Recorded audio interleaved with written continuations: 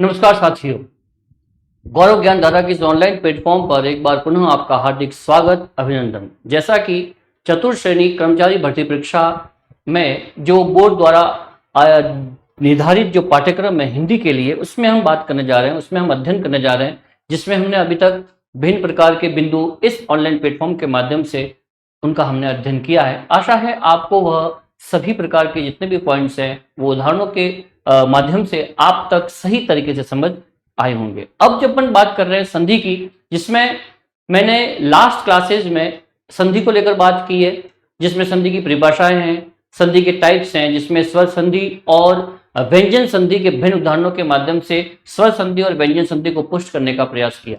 मित्रों, आज हम इसी बिंदु को आगे बढ़ाते हुए हम निकल रहे हैं आज विसर्ग संधि के लिए। विसर्ग संधि के अध्ययन को आज शुरुआत करने जा रहे हैं, जिसमें हम उसके नियमों को लेकर और नियमों के अनुसार कुछ ऐसे जो एग्जाम्पल्स हैं, जो उदाहरण हैं, उन उदाहरणों के माध्यम से इस विसर्ग संधि को यहां पर पुष्ट करने का प्रयास हम करेंगे।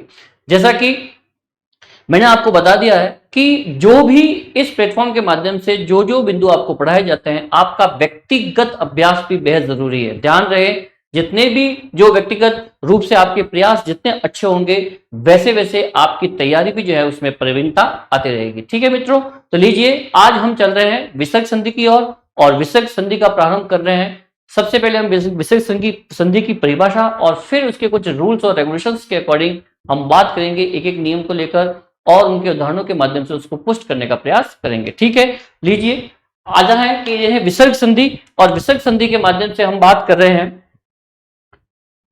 सबसे पहले मैंने आपको बता दूं, इस थंबनेल के माध्यम से आपको यह जानकारी हो रही होगी कि हम संधि और उसके भेद पढ़ने जा रहे हैं और फिर हम बात कर रहे हैं विसर्ग संधि के एग्जांपल्स को लेकर।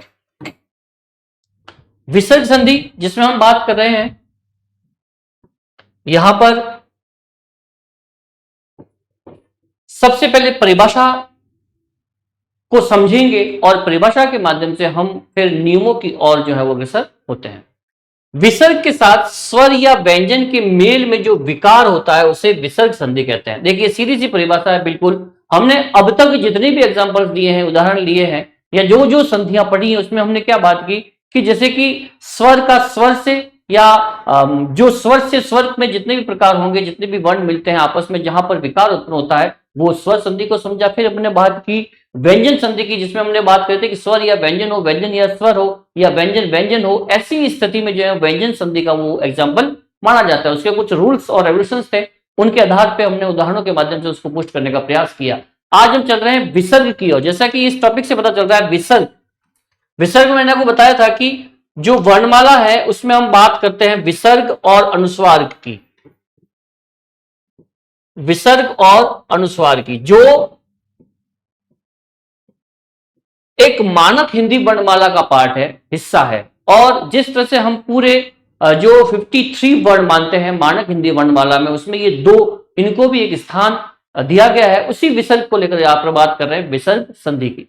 दीजिए, विसर्ग के साथ स्वर या व्यंजन के मेल में जो विकार, विकार मीन्स परिवर्तन, जैसा कि मैं आपको पहले बता चुका हूं कि अगर विसर्ग हो और उसके साथ में स्वर हो या फिर व्यंजन हो, उन दोनों के मेल से जो विकार होता है उसे अपन विसर्ग संधि कहते हैं। जैसे कि देखिए, ये प्रातः काल, प्राय, दुख, इस टाइप से आपको कुछ एग्जाम्पल नजर आएंगे, जिसमें हम तमाम उदाहरणों के माध्यम से उसको और पुष्ट करने का प्रयास करेंगे।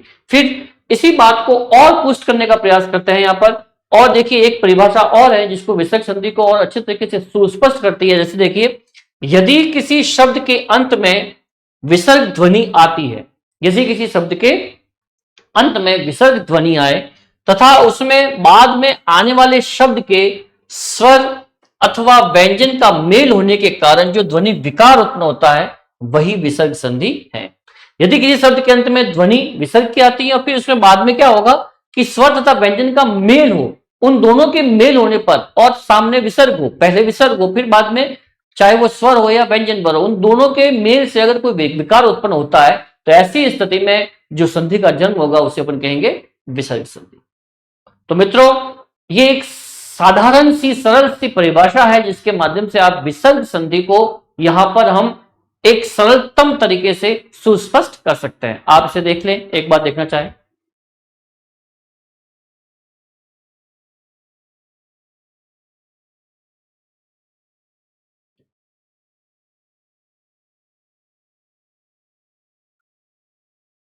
यह है विसर्ग संधि की परिभाषा। और अब हम चलते हैं कुछ रूल्स की ओर। तो देखिए, मैं बात कर रहा हूं यहां पर विसर्ग संधि की।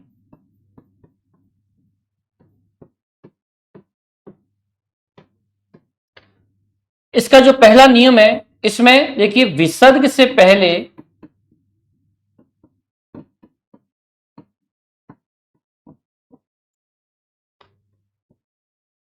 अ हो और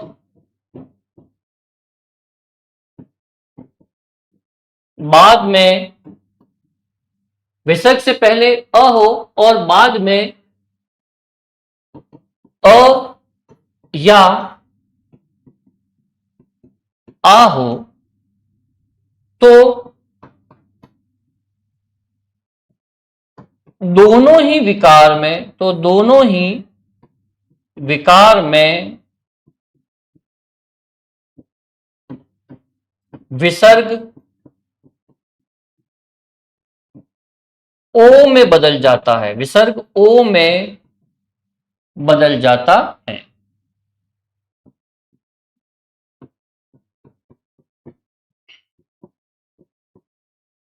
विसर्ग ओ में बदल जाएगा। देखिए, विसर्ग से पहले अ हो और बाद में अ या ओ हो, अ या आ हो, सॉरी, तो दोनों में विकार, जो भी दोनों प्रकार का बदलाव होगा उसमें विसर्ग ओ में बदल जाता है। उसे किसी और इस नियम को हम कुछ उदाहरणों के माध्यम से यहां पर पुष्ट करने का प्रयास करते हैं, ताकि ये स्थिति जो है किस तरह से होगी। उदाहरणों को देखना बहुत जरूरी होता है।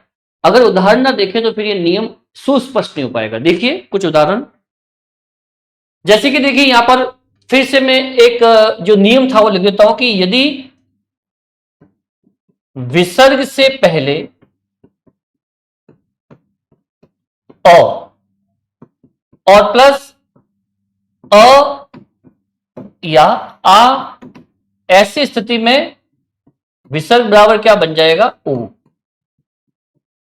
सॉर्टिक तरीके से समझते हैं इसको। देखिए यहां पर विसर्ग से पहले न है और अ आ रहा है, अब और ये यहां पर अ है, जैसा कि इस रूल्स में बताया गया। तो ऐसी स्थिति में क्या बन जाएगा, विसर्ग का ओ बन जाएगा, अर्थात मनोविराम। क्या बन जाएगा, मनोविराम।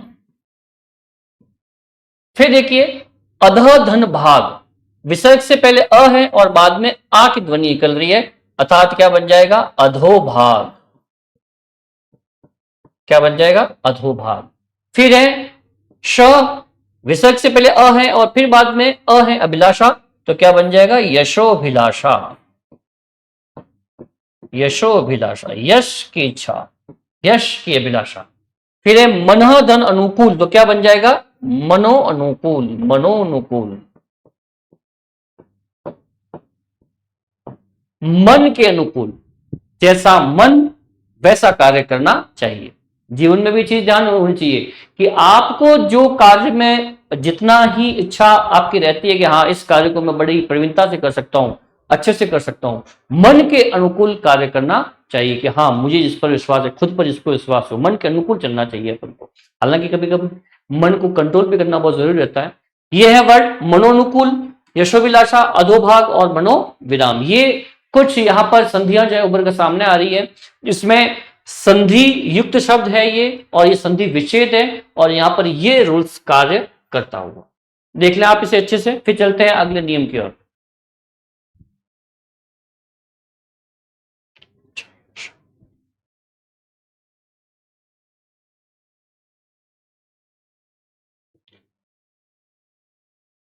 लीजिए मित्रों, आशा है आपको ये रूल समझ में आया होगा। अब अपन चलते हैं अगले नियम की ओर। एक और नियम बात करते हैं, जिसमें क्या होगा कि यदि विसर्ग हो और विसर्ग धन छ या छ हो, ऐसी स्थिति में विसर्ग की जगह क्या बन जाएगा, श। क्या बन जाएगा, श। ठीक है। अब हम इस रूल्स को देखो, विसर्ग की जगह छ या छ हो तो विसर्ग की जगह क्या बन जाएगा, छ बन जाएगा, श बन जाएगा। ठीक है। अब इसको हम उदाहरणों के द्वारा मजबूती प्रदान करने की कोशिश करेंगे। अब देखिए ये हरि धन चंद्र, मैं यहां पर उस रूल्स को वापस यहां पर लिख देता हूं कि विसर्ग धन छ या छ बराबर विसर्ग बराबर क्या बन जाएगा, श। ओके, ये है। अब देखो हरि धन चंद्र, यहां पर विसर्ग है और आगे क्या है, छ या छ है, तो ऐसी स्थिति में विसर्ग का क्या बन जाएगा, श। तो हरीश चंद्र, सॉरी हरीश चंद्र,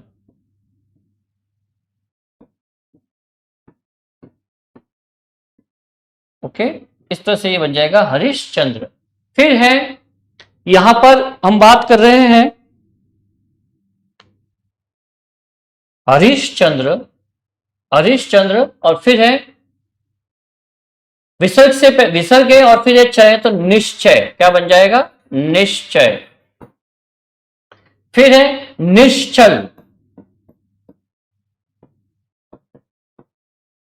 फिर है पुनच्छ,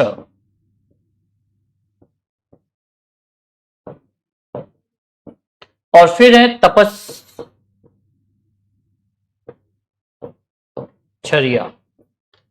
इस तरह से हम इन उदाहरणों को पुष्ट करने का प्रयास यहां पर कर रहे हैं, और इस तरह से ये अपन पता कर सकते हैं कि ये जो रूल्स है, विसर्ग छ या छ और यहां पर छ बन रहा है, और इस तरीके से ये जो है वस्तु स्थिति आपके समक्ष पूर्णतया राइट है।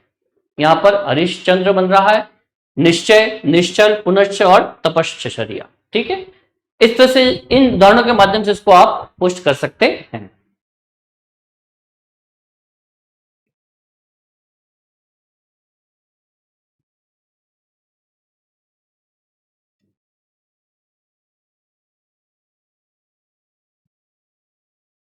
अब एक रूल्स और यहां पर समझते हुए इसी विसर्ग के आधार पर, जिसमें बात करेंगे विसर्ग धन छ यदि रहे, तो ऐसी स्थिति में हम बात कर रहे हैं कि विसर्ग धन यदि श हो तो भी विसर्ग का क्या बन जाएगा, श ही बन जाता है। जैसा कि यहां पर विसर्ग में छ या छ था, उसकी जगह विसर्ग की छ बन चुका था, अब यहां पर विसर्ग श है तो यहां पर श बन जाएगा। देखिए इसको भी एग्जाम्पलों के द्वारा देखते हैं अपन। अब देखिए निशुल्क, यहां पर ये एग्जाम्पल वर्क कर रहा है कि यदि विसर्ग धन श हो तो ऐसी स्थिति में विसर्ग की जगह क्या बन जाएगा, श। ओके, अब देखिए नि विसर्ग है और आगे श शलगम वाला है, तो निशुल्क बन जाएगा, क्या बनेगा, निशुल्क। फिर है दुशासन, क्या बन जाएगा, दुशासन। इस तरीके से हम देखते हैं कि ये एग्जाम्पल भी यहां पर बेहतर तरीके से इन उदाहरणों के माध्यम से आपके समक्ष प्रस्तुत है और सुस्पष्ट हो रहा है। इन्हें देख ले, आप देखना चाहे अच्छे से।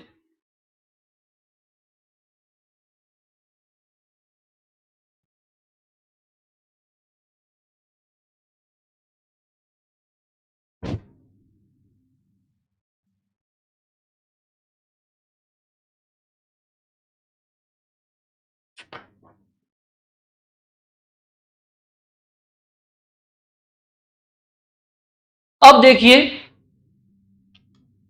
हम और किसी रूल्स को यहां पर देखने का प्रयास कर रहे हैं। हमने 3 नियम यहां पर देख चुके हैं और एग्जाम्पल्स के द्वारा हम इसको पुष्ट करने का प्रयास कर रहे हैं। आशा है ये उदाहरण और ये नियम यहां पर आपको प्लेटफॉर्म के माध्यम से सुस्पष्ट तरीके से समझ आ रहे होंगे। फिर अपन बात करते हैं आगे एक और रूल्स, जिसमें मैं बताना चाहूंगा कि यदि विसर्ग से पहले अ हो, विसर्ग से पहले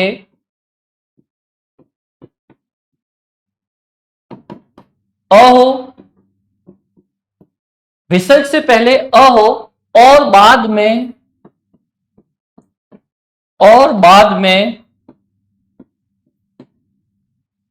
विसर्ग से पहले अ हो और बाद में किसी भी वर्ग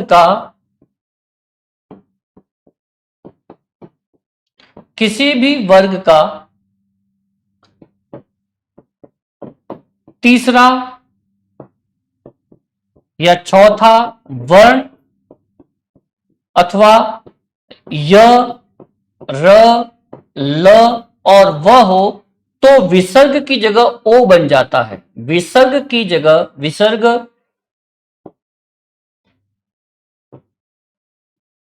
ओ में तब्दील हो जाएगा, ओ में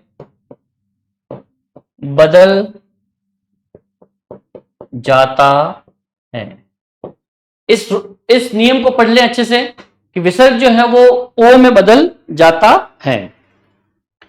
विसर्ग से पहले अ हो और बाद में किसी भी वर्ग का तीसरा चौथा वर्ण और य लव आए, यदि बाद में विसर्ग से पहले अ हो, विसर्ग से पहले अ हो और बाद में यदि क्या हो किसी भी वर्ग का तीसरा चौथा वर्ण हो और य लव हो तो विसर्ग ओ में बदल जाता है। अब इस रूल्स को यहां पर हम कुछ उदाहरणों के माध्यम से पुष्ट करने का प्रयास करेंगे। देखिए,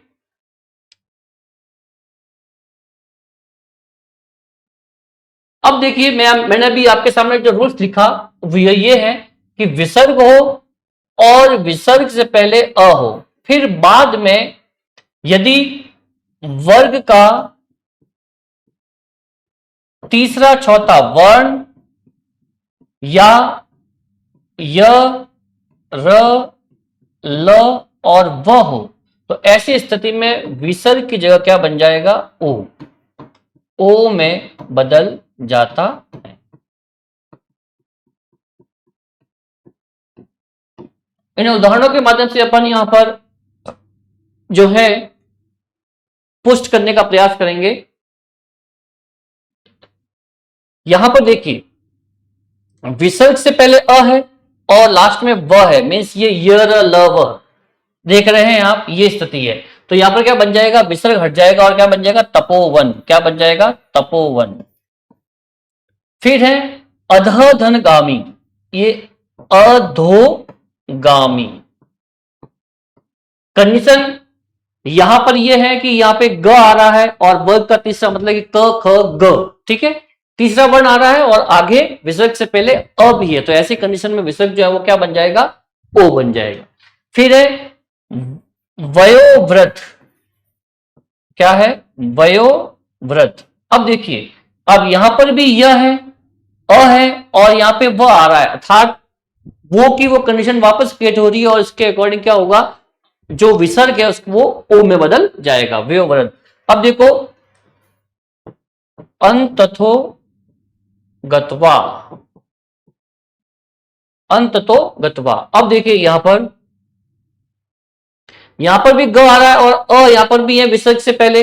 अब ग है तो क, ख, ग, अर्थात वो तीसरा वर्ण है किसी भी वर्ण का, अर्थात वो क वर्ग का तीसरा वर्ण है यहां पर, और ऐसी कंडीशन में ये विसर्ग हटकर ओ बन जाता है और शब्द बन जाएगा अंत, अंततो गत्वा, अंततो गत्वा। ओके।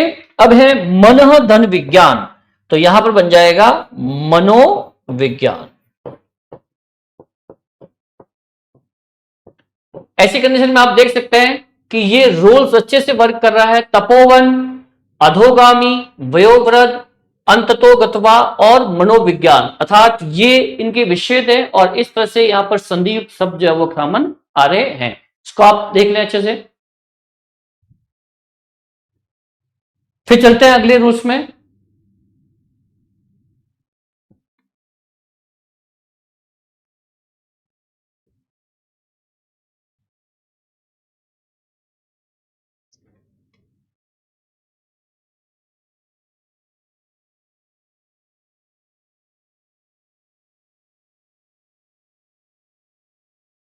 अब हम चलते हैं आगे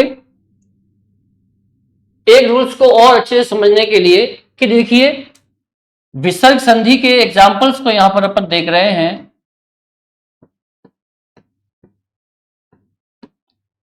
मैंने आपको अब तक 4 रूल्स बता चुका हूं। कितने, 4 नियम अपन पढ़ चुके हैं आज विसर्ग संधि के। विशेष तौर से जो प्रमुख नियम है उन प्रमुख नियमों में हमने 4 नियमों की यहां पर बात की है और 4 नियमों के अंदर अपन बात कर रहे हैं। फिर अपन बात चल रहे हैं आगे 5वें नियम की ओर। इस 5वें नियम में हम ये देखेंगे कि जैसे विसर्ग है, विसर्ग के बाद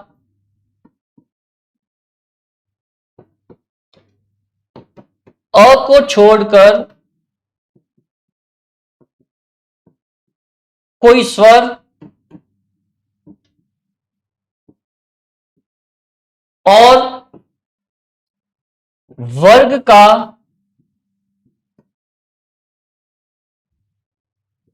तीसरा, चौथा, पांचवा वर्ण या य, र, ल, व और ह हो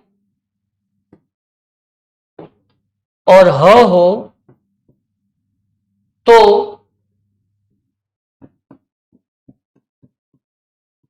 विसर्ग र में बदल जाता है। विसर्ग र में बदल जाता है। किस में बदल जाएगा? विसर्ग र में बदल जाता है। देख ले इस नियम को, देखो विसर्ग से पहले, विसर्ग के बाद में सबसे पहले तो पहला पद जो होगा वो विसर्ग का होगा। फिर दूसरे पद की बात करें कि अ को छोड़कर कोई भी स्वर हो, फिर वर्ग का तीसरा, चौथा, पांचवा वर्ण हो, य, र, ल, व, ह हो, ऐसी कंडीशन में विसर्ग की जगह र में बदल जाता है। नियम को पढ़ ले अच्छे से एक बार।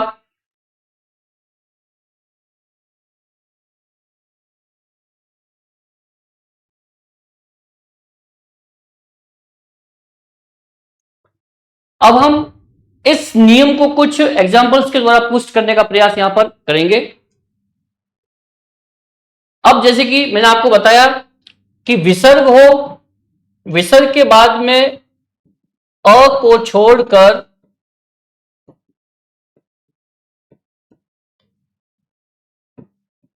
अन्य स्वर या वर्ग का तीसरा, चौथा, पांचवा वर्ण और य, र, ल, व और ह हो तो विसर्ग बराबर क्या बन जाएगा? र।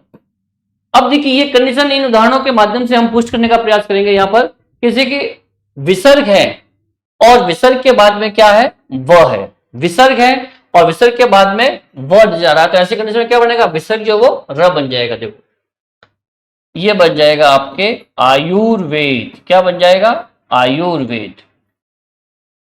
ओके। फिर है ज्योति। अब विसर्ग है और विसर्ग के बाद में म है। यहां पर क्या है? म, मतलब कि तीसरा, चौथा, पांचवा वर्ण कोई भी, प, फ, ब, भ, म, तीसरा, चौथा और पांचवा वर्ण है प वर्ग का, तो यहां पर म आ रहा है, अर्थात ये क्या बन जाएगा? ज्योतिर्मय। क्या बन जाएगा? ज्योतिर्मय। ज्योतिर्मय नाम यहां पर उभर कर सामने आएगा, जो ज्योति धर्ममय से बनकर बन रहा है। ज्योतिर्मय। ओके।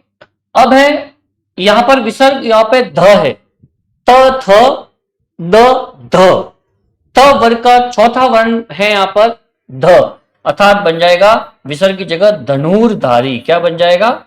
धनुर्धारी। ठीक है।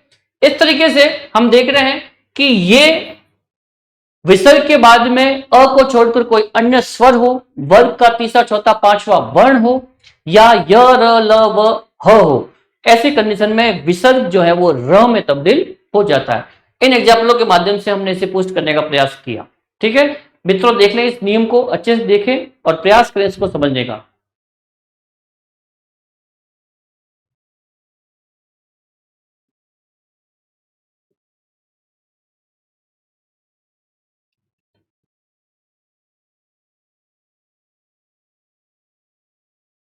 अब हम कुछ और नियम की ओर चलते हैं। एक और नियम जिसमें हम बात करेंगे विसर्ग को लेकर ही, विसर्ग को लेकर ही बात कर रहे हैं यहां पर, कि विसर्ग के बाद में यदि विसर्ग है और विसर्ग के बाद यदि विसर्ग के बाद त या स आए, त या स हो तो विसर्ग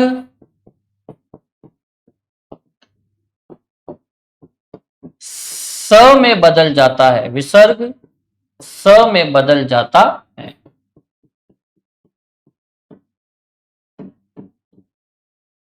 यहां पर यह नियम है कि विसर्ग के बाद में त या स हो, तो ऐसी कंडीशन में विसर्ग जो होगा वो स में तब्दील हो जाएगा, चाहे वो त हो या स हो, विसर्ग के बाद। आइए इसे भी कुछ नियमों के द्वारा देखते हैं अपन। अब देखिए यहां पर मैंने आपको भी रूल्स बताया कि विसर्ग हो और विसर्ग के बाद में त या स हो, तो विसर्ग बराबर क्या बन जाएगा, स। क्या बन जाएगा, स। ठीक है। अब देखियो ये यहां पर ये शब्द है पुरह धनसर। अब देखिए ये ह है, यहां पर विसर्ग है और विसर्ग के बाद में स आ रहा है, तो क्या बन जाएगा, पुरस्सर। क्या बन जाएगा, पुरस्सर। फिर है नमस् नमः धनते। तो यहां पर देखिए ये यहां पर विसर्ग है और आगे त आ रहा है, अर्थात त या स हमने बात कर रखी है नियम की, तो यहां पर क्या बन जाएगा, नमस्ते। क्या बन जाएगा, नमस्ते। फिर है मनः धन ताप, तो क्या बन जाएगा, मनस्ताप। ये रूल्स यहां पर कार्य करता हुआ कि विसर्ग के बाद भी यदि त या स है तो विसर्ग की जगह स बन जाएगा। यह पुरः धन सर विसर्ग है, आगे स है तो पुरस्सर हो गया। इस नियम को यहां पर पुष्ट करते हुए इस एग्जाम्पल के द्वारा फिर नमः धन ते है, तो विसर्ग के बाद में यदि त है तो विसर्ग स में तब्दील हो जाएगा और नमस्ते बन जाएगा। ध्यान रखना ये बहुत ही इंपॉर्टेंट जो है एग्जाम्पल है, जो एग्जामिनेशन में बहुत ज्यादा पूछने के चांसेस रहते हैं कि नमस्ते का संधि विच्छेद क्या होगा, या नमस्ते को किस तरह से आप जो है वो शब्द को तोड़ सकते हैं, या फिर ये किस संधि का एग्जाम्पल है। किसी भी तरीके से आपके सामने ये उदाहरण प्रस्तुत हो सकता है। फिर मनस्ताप, मनोहदन ताप है तो विसर्ग जो है वो स में तब्दील हो जाएगा। इस तरह से ये रूल्स भी यहां पर जो है वो बिल्कुल अच्छे तरीके से पुष्ट होता हुआ देख ले आप इसे।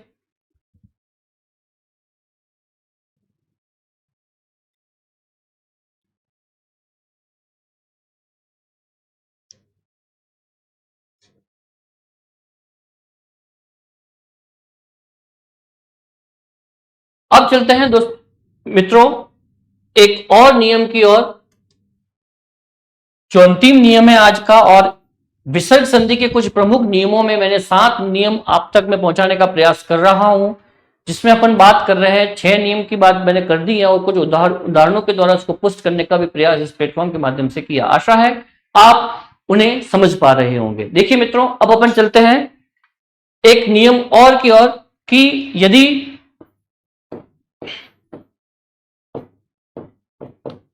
विसर्ग से पहले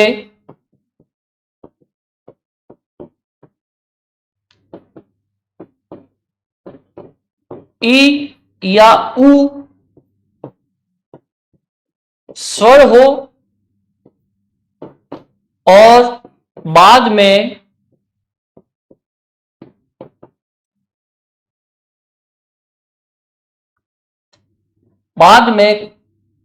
क प और म, क प म आए तो विसर्ग जो है वो स में तब्दील हो जाता है, स में बदल जाता है।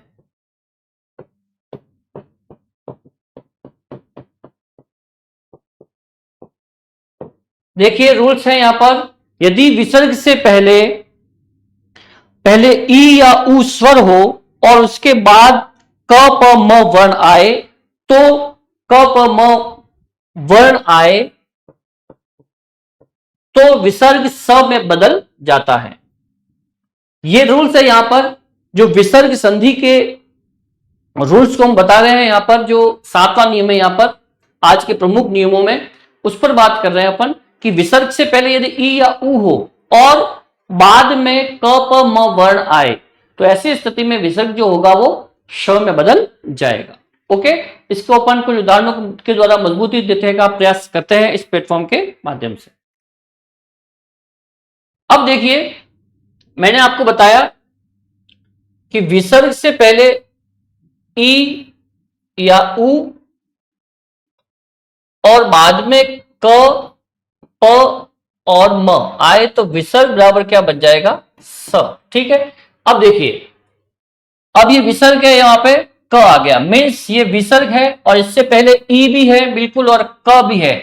ऐसी स्थिति में विसर्ग की जगह पे क्या बन जाएगा, श, अर्थात आविष्कार। क्या बन जाएगा, आविष्कार।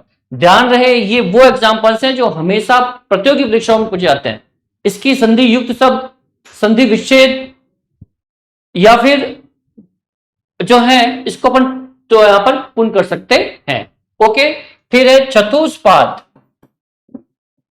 देखो चतुर्थ है और ऊ है यहां पर और अंत में प यहां पर आ रहा है। इस तरह से यहां पर जो है, जो हम बात कर रहे हैं कि चतुष्पाद बन जाएगा। ओके, फिर है चतुष्पद। इसी तरीके से यहां पर ऊ है, आगे प है, अर्थात चतुष्पद। और फिर आगे बहिष्कार।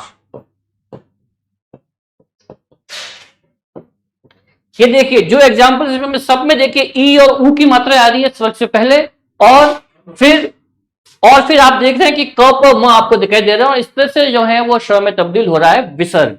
इसी उदाहरण के आधार पर हम विसर्ग संधि को यहां पर पूर्णतः संपन्न कर रहे हैं। आज के मैंने आपके सामने 7 नियम बताए और विसर्ग संधि को सुस्पष्ट करने का प्रयास किया। आशा है मित्रों आपको यहां पर ये बिल्कुल अच्छे से जो है विसर्ग संधि समझ आई होगी। आज की कक्षा यहीं पर संपन्न करते हैं। आप सभी को नमस्ते, नमस्कार।